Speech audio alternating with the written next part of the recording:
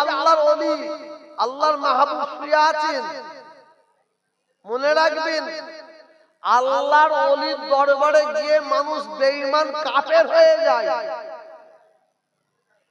আল্লাহর ওলির দরবারে গিয়ে মানুষ কি বললাম? বেঈমান কাফের হয়ে যায়। আর বেঈমান কাফের আল্লাহর ওলির দরবারে এসে ঈমানদার হয়ে যায়। বলুন সুবহানাল্লাহ। কেমন? আপনারা সবাই আল্লাহর ওলির দরবারে যাবেন, ওখানে গিয়ে আমাদের কাজ কি, কাজটা কি শুনুন।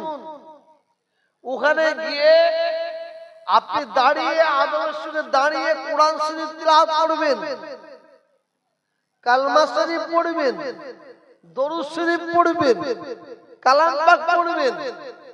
ওখানে দাঁড়িয়ে দুটো হাত তুলবেন। কার কাছে? এটা জোরে বলুন। আল্লাহর কাছে দুটো হাত তুলবেন, আল্লাহর কাছে মানবেন, আল্লাহর কাছে চাইবেন। আর যদি কোনো ব্যক্তি ওই কবরবাসীর কাছে চায়, ও বেঈমান হয়ে যাবে। কার কাছে চাইবেন? জোরে বলুন। আল্লাহর কাছে চাইবেন। তবে হ্যাঁ, আল্লাহর মাহবুব বান্দা শুয়ে আছে, উনার ওসিলা দিয়ে চাইবেন, উনার ওসিলা দিয়ে চাইবেন। আল্লাহ খুশি হয়ে গিয়ে আপনার দুয়াকে কবুল করে নেবে। জোরে বলুন সুবহানাল্লাহ। আর আল্লাহর ওলির দরবারে গিয়ে আপনি কবর সিজদা করবেন, কবরে চুমু খাবেন। মনে রাখবেন, যদি কেউ কর্মস্থলের ধারে গিয়ে কবরে সিজদা করে, ও পাক্কা বেঈমান, পাক্কা বেঈমান। কারণ মাথা হ্যাঁ সিজদা একমাত্র আল্লাহ ছাড়া দ্বিতীয় কাউকে করা যাবে না। নবীকে সিজদা করা যাবে না, বাপকে সিজদা করা যাবে না, মাকে সিজদা করা যাবে না, পৃথিবীর কোন ব্যক্তিকে সিজদা করা যাবে না। সিজদা কার জন্য? এটা জোরে বলুন। আল্লাহর জন্য। আল্লাহ রাসূল সাল্লাল্লাহু আলাইহি ওয়াসাল্লাম জঙ্গলে ধার দিয়ে হেঁটে হেঁটে যাচ্ছেন, সাহাবারা সঙ্গে আছেন। এই কথা বলবে না কেউ। সাহাবারা সঙ্গে আছেন। আমার বক্তব্য শুনছেন তো আপনারা? না চেঞ্জ করব? চেঞ্জ করে দেবো? সাহাবারা সঙ্গে আছেন।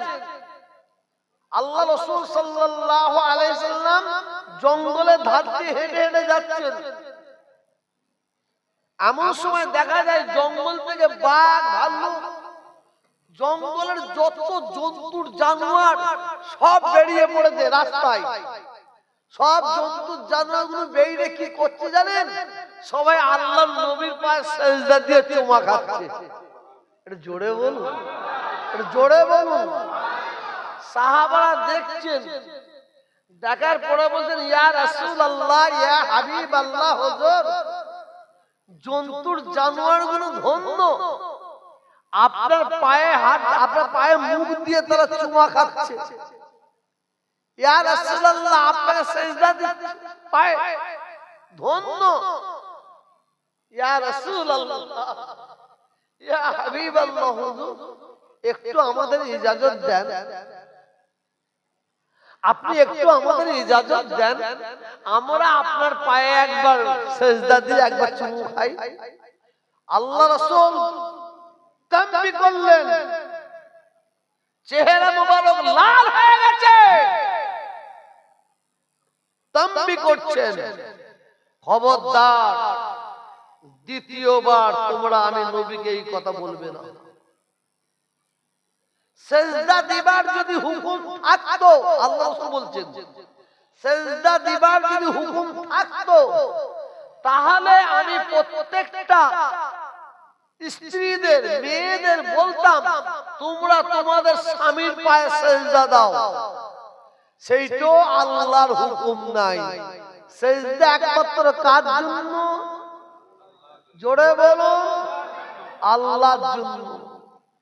পীরের দরবারে গিয়ে মাংবেন চাইবেন, কিন্তু মনে রাখবেন পীরের কাছে চাইবেন না। এ আল্লাহর ওলি, আপনার দরবারে এসেছি, আমার 7 বছর বিয়ে হয়েছে, ছেলে হয়নি, একটা ছেলে দাও। এ আল্লাহর ওলি, আমার ক্যান্সার হয়েছে, আমার ক্যান্সার ভালো হয়নি, আমার ক্যান্সারটা ভালো করে দাও। এ আল্লাহর ওলি, আমার কিডনি ড্যামেজ হয়ে গেছে, আমার কিডনিটা ভালো করে দাও। এ আল্লাহর ওলি, আমার 4টে মেয়ে বিয়ে হয়নি, আমার 4টে মেয়ে বিয়ে দিয়ে দাও। এ আল্লাহর ওলি, আমি বড় দোকান করেছি, আমার দোকানে খদ্দের নাই, আমার দোকানে খদ্দের পাঠিয়ে দাও। এ আল্লাহর ওলি, আমি বড় জমি চাষ করছি, জমিতে ফলন হচ্ছে না, আমার জমিতে ফলন দাও। এইভাবে যদি কেউ দোয়া চায়, ও বেটা বেঈমান কাফের। আপনি আল্লাহ ওলির দরবারে কিভাবে চাইবেন সেই পদ্ধতিটা আমি জানিয়ে দিচ্ছি। আল্লাহর ওলির দরবারে আল্লাহর ওলিকে বলুন, হুজুর, আয় আল্লাহর মাহবুব, হুজুর আপনার দরবারে এসেছি, আমার কিডনি ড্যামেজ হয়ে গেছে, আমি 5 বছর বিয়ে করি, ছেলে হয়নি, আমার ব্যবসায় বরকত হয়নি, হ্যাঁ আমার জমিতে ফল হয়নি, হুজুর আপনি আমার জন্য দোয়া করুন। ভাষাটা বুঝতে পারছেন? হুজুর আপনি আমার জন্য কি বলেন? হুজুর আপনি আমার জন্য দোয়া করুন, যেন আল্লাহ আমার বরকত দেয়, আল্লাহ যেন আমাকে ছেলে দেয়, আল্লাহ যেন আমার ক্যান্সার ভালো করে দেয়, আল্লাহ যেন আমার কিডনি ভালো করে দেয়। কে ভালো করবে? এটা জোরে বলুন আল্লাহ। আমার কথার উপর কারণ রাগ হচ্ছে না তো? এটা জোরে বলুন। আপনারা মনে করছেন আপনারা আমাকে দাওয়াত করে নিয়ে এসেছেন, আমি আপনাদের মতন ওয়াজ করে যাব। যদি আপনাদের মতন ওয়াজ করে যাই, আমি যদি 1 গ্লাস পানি খাই, এইটা আমার হারাম খাওয়া হবে। আমি আপনাদের মতন ওয়াজ করে যাব আর নজরানা দেবেন, পকেট করে নিয়ে যাব, এইটাও আমার জন্য হারাম হয়ে যাবে। আমরা চাইবো কার কাছে? সকল হাত তুলে বলুন, হাত কার কাছে চাইবেন? কার কাছে চাইবেন? কাদের ওসিলা দিয়ে চাইবেন? কাদের ওসিলা দিয়ে? আল্লাহর ওলিদের। বলুন সুবহানাল্লাহ। আমার ভাষা বুঝতে পারলেন? আসুন আল্লাহর ওলিদের ফলো করুন, তাদের অনুসরণ করুন। কুরআন পাকের মধ্যে আল্লাহ তাআলা এক জায়গায় নয়, 82টা জায়গায় আল্লাহ ঘোষণা করে দিলেন, বলে দিলেন, জানিয়ে দিলেন, ওয়া আকিমুস সালাত। এ ভাই, এ ওয়াজ সব জায়গায় শুনতে পাবেন। হ্যাঁ, ও কানে হাত দিয়ে আমি ওয়াজ করতে পারি, একদম জলসাকে পাগলা করে দেবো, কি লাভ হবে? আমি ঠান্ডা মাথায় বুঝাচ্ছি, আপনাদের বুঝতে অসুবিধা না হয়। বুঝতে অসুবিধা হচ্ছে? কোরআন পাকে আল্লাহ ক জায়গায় ঘোষণা করলেন? ওয়াকিমুস সালাত, 82 জায়গায় ওয়াকিমুস সালাত, ওয়াকিমুস সালাত। তোমরা নামাজ কায়েম করো, নামাজ কায়েম করো, নামাজ প্রতিষ্ঠিত করো। আলুর সিজন আপনাদের এখানে, তাই তো নাকি? হ্যাঁ, আলু সিজন। পাঞ্জাব থেকে বীজ আলু নিয়ে এসেছেন, বীজ আলু 2 টুকরো করুন, আর ওখানে একটা মাটি আছে, মানে শাবল দিয়ে খুঁড়ুন, খুঁড়ে বীজ আলুটা ঢুকিয়ে দেন, দিয়ে একটু পানি দেন। 1 মাস 1.5 মাস পরে আপনি ওখানে গিয়ে আর আলু পাবেন? এটা জোরে বলবেন তো? পাবেন আলু? তাহলে আপনাকে ফলন বেশি পেতে গেলে কি করতে হবে? মাটিটাকে সুন্দর করে তৈরি করতে হবে, আল দিতে হবে, একটা একটা ঢুকিয়ে দিতে হবে, মাটি চাপা দিতে হবে, সময় মতন পানি দিতে হবে, সময় মতন সার দিতে হবে, যখন সময় মতন দিয়ে দিয়ে যাচ্ছেন, আপনাকে ওই গাছ সিগন্যাল দেবে, আস্তে আস্তে একটু আস্তে। ওই গাছ কি দেবে? সিগন্যাল দেবে যে তুমি যার জন্য আলু লাগিয়েছে এইবার খুঁড়তে আরম্ভ করো। কখন সিগন্যাল দেবে? যখন কিভাবে বুঝতে পারবেন? যখন আলু গাছগুলো তারা নিজেরা, বলেন তো কি, মরে যাবে। আর আপনি কুদাল নিয়ে যান, যেখানে আধখানা আলু পুঁতেছিলেন যে খুঁড়বেন, সেখানে গিয়ে ক কিলো পাবেন? 1.5 কিলো, 2 কিলো, 1 কিলো 500 দিয়েছেন, 10 গ্রাম 50 গ্রাম, তার বিনিময়ে পাচ্ছেন কত? 1.5 কিলো, 2 কিলো 500। উড়ে যান, মাল নিয়ে যান। ওয়া আকিমুস সালাত, নামাজ কায়েম করো। নামাজ পড়ো বলে না, নামাজ কায়েম করো।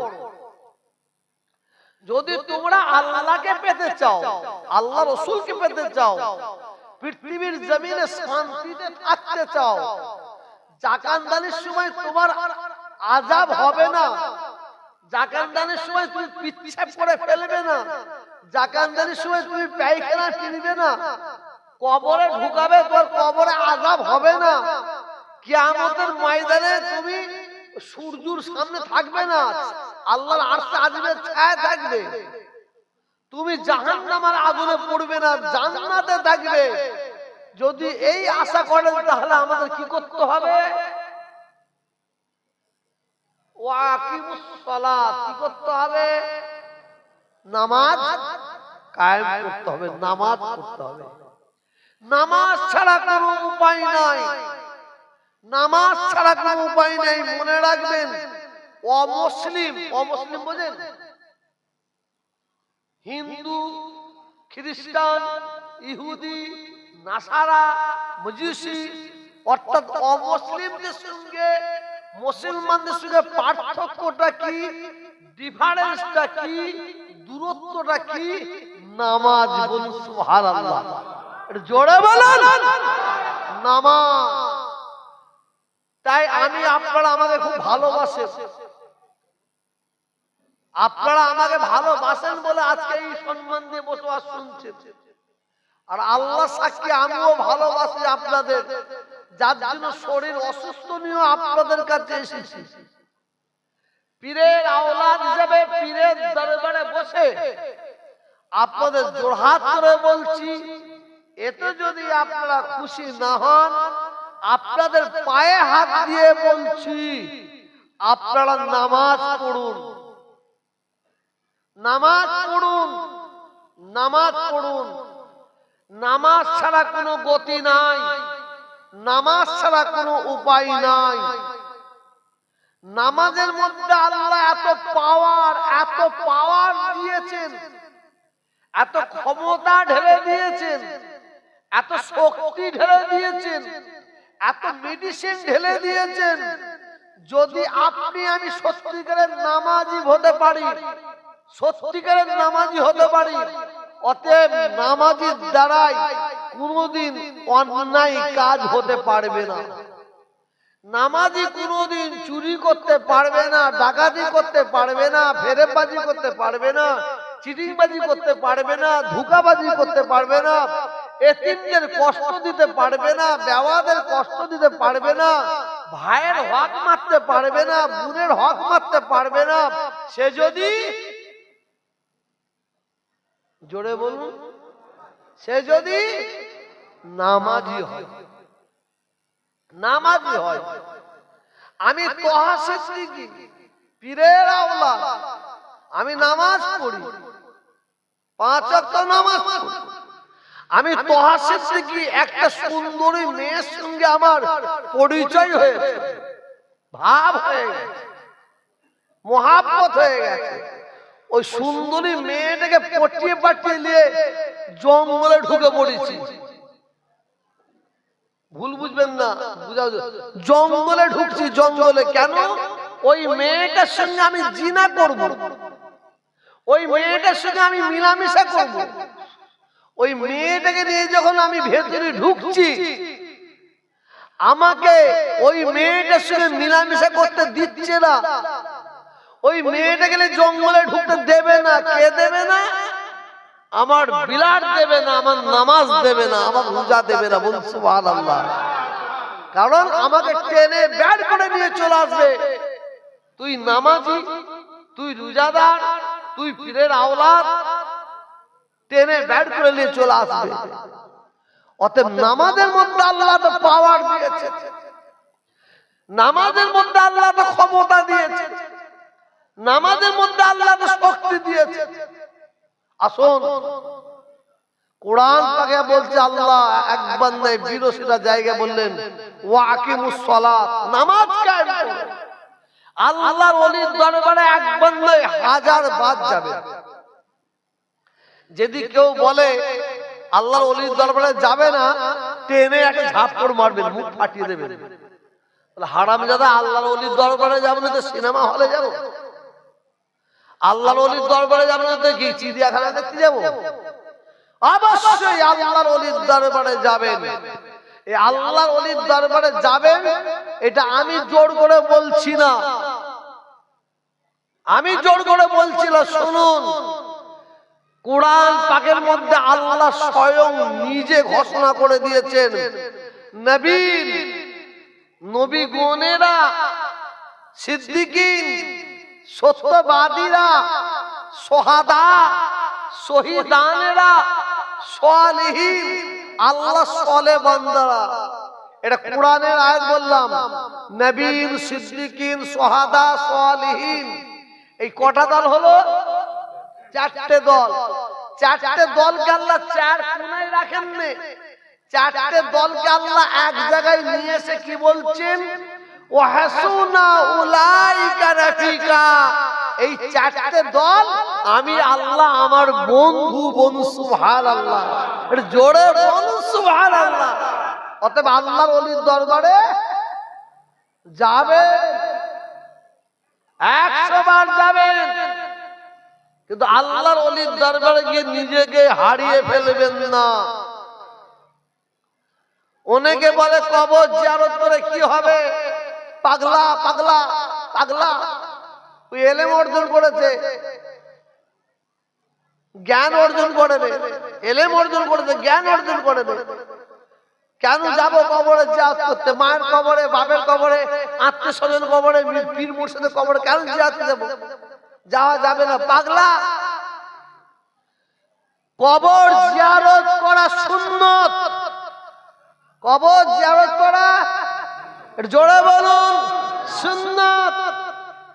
কারণ আল্লাহ রাসূল সাল্লাল্লাহু আলাইহি ওয়াসাল্লাম স্বয়ং নিজে কবর জিয়ারত করতেন।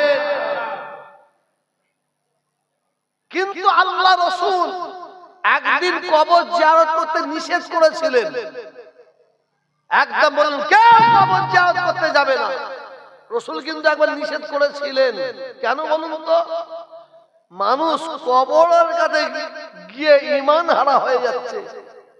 কবরের কাছে গিয়ে সব মনে করে এই সব। রাসূল বললেন কবর জিয়ারত করা বন্ধ করে দাও, কবর জিয়ারত করা বন্ধ। কেউ কবর জিয়ারত করে না। কিছুদিন পরে আল্লাহ রাসূল সাল্লাল্লাহু আলাইহি সাল্লাম বলছেন, যাও, আমি নবী বলছি তোমরা কবর জিয়ারত করো। তবে কবর জিয়ারত করতে কেন বললেন? বলে কবর জিয়ারত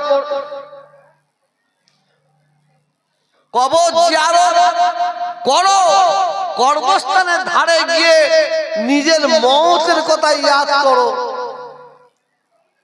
এই কর্মস্থানে তোমাকে যেতে হবে, এই কবরে তোমাকে ঢুকতে হবে। কবরের ধারে গিয়ে নিজের মওতের কথা ইয়াদ করো। নিজের জন্য দোয়া করো, কবরবাসীর জন্য দোয়া করো, কুল মুমিন মুমিনাতের জন্য দোয়া করো।